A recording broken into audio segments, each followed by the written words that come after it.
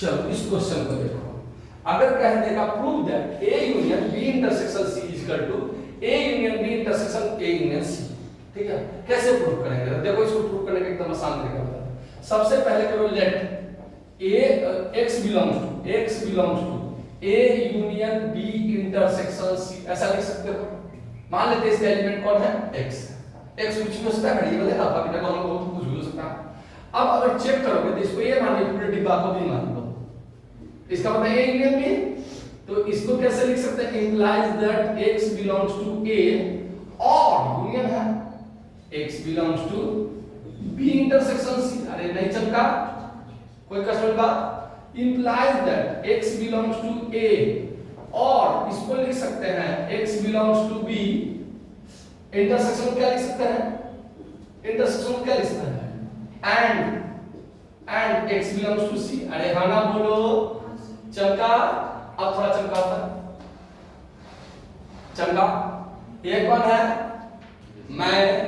अरे हाँ ना बोलो, ये कौन है? मैं, यानी मैं करना, मैं अपनी गाड़ी से किसके यहाँ? x बिलोंग्स टू b के यहाँ कुछ देर रुक के खा लिया, पैसा लगाया है, फ्री में तो आएगा नहीं। किस रास्ते से?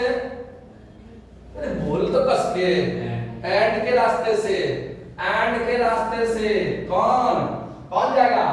x बिलोंग्स टू a, क्या चीज से जाएगा? अपनी गाड़ी से, किसके यहाँ? x बिलोंग्स टू c के यहाँ। कष्ट वाली बात। अब गौर कर, इसको देख तो इसको जब ऐसा और को यूनियन लिख सकते हैं, यूनियन को और लिख सकते हैं x belongs to a, x belongs to b। इसका मतलब ये कहीं ना कहीं x belongs to a union b हो गया। अरे बोल, एंड बीच में हो गया, इसको क्या कर सकते हैं? x belongs to a union c हो गया। अब भी देख x बिलोंग्स टू बीच में एंड, इसका मतलब क्या लिख देंगे? x belongs to a union b and को क्या कर सकते हैं? Intersection a union c। क्या प्रूफ हो गया? तुम यहां पर लिख दो प्रूफ दैट। बेटा 5 नंबर का क्वेश्चन होगा, 1 नंबर देगा। पूछो क्यों? अभी तक तो ये बात साबित हो गई कि इसका जो एलिमेंट x है वो सब के सब इसमें है। अभी तक ये साबित है कि दोनों बराबर है। अरे बोलो यार, जैसे कोई एक एलिमेंट है, मान लो a b c, मान लो a b c एक एलिमेंट है, b का एलिमेंट कौन है? a b c d e f।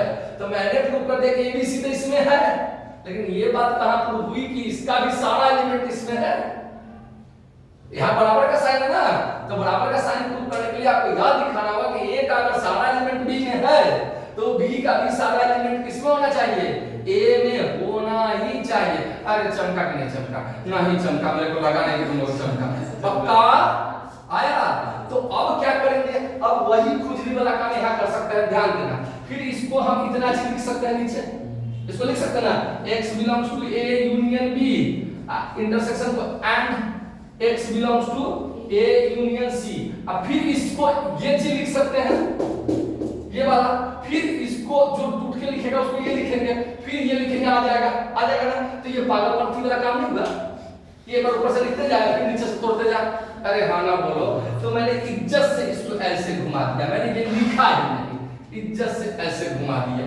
समझ में आया कि भैया तुम ऐसे तोड़ते ऐसे लाए, फिर मैं ऐसे तोड़ते ऐसे ले आया, तो क्या लिख देगा अंत में? LHS। चमका?